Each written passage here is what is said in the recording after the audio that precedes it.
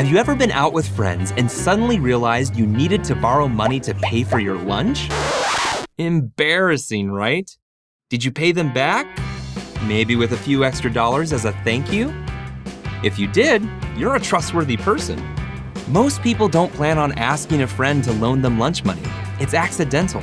But deliberately borrowing money from a bank for expensive purchases is common, and the concepts are the same. The bank loans you the money now, and you pay them back at a later date or slowly over time, with an extra amount as a fee for borrowing the money. Most people don't have the ability to pay cash for houses or cars, and a loan is the only way to buy them, but you need to be smart about it.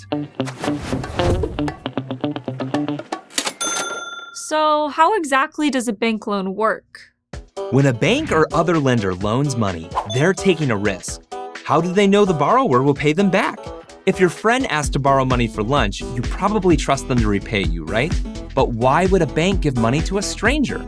Well, a loan is a contract between the borrower and lender, and if it's not paid back, the borrower will be in legal trouble.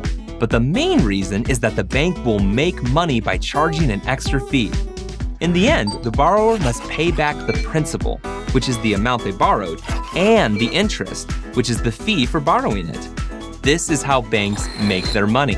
Most personal loans require monthly payments over several years and use simple yearly interest. For example, let's say you take out a $1,000 loan with an annual 5% interest rate that you agree to pay back over 3 years. 5% of $1,000 is $50 in interest each year, and so the total interest over the 3 years is $150. In the end, you must pay back $1,150, and this divided up over 36 months means you pay $31.95 each month. The lender ends up making $150 for loaning you the money. In a way, a credit card is like a little personal loan too. You borrow the money and pay it back on a regular basis. Credit cards even have interest rates, though they're usually much higher than a typical bank loan. So it's important you pay off your credit card bills right away, or you'll end up paying a huge fee. Some small loans have a contract where you only promise to pay the principal back. However, the bank may require collateral, something valuable that you already own, which the bank will claim if you don't pay the loan. This is called a secured loan. Stocks, bonds, cars, and savings accounts are examples of collateral. If you fail to pay the loan, the bank will take and sell your collateral to get their money back. Loans sound like an easy way to get what you want now and pay later, but there are dangers. On top of the principal you're responsible for, there may be additional fees and interest accumulation, making the loan even more expensive than intended.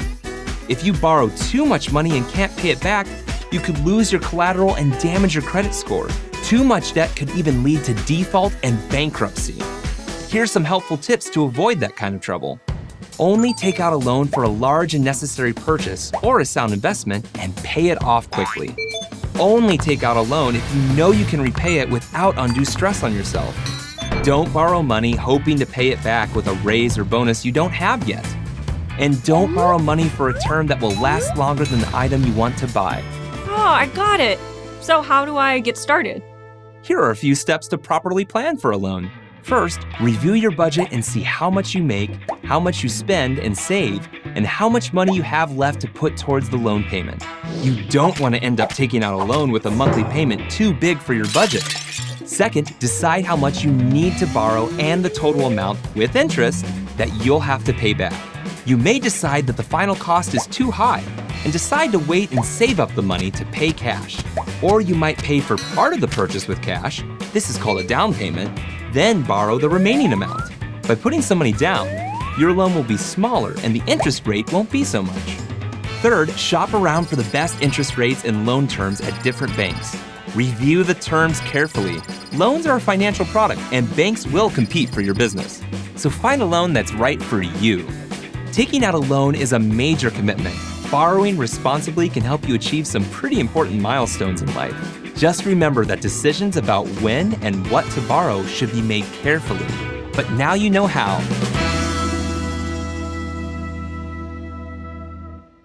Subscribe and watch more at PragerU.com.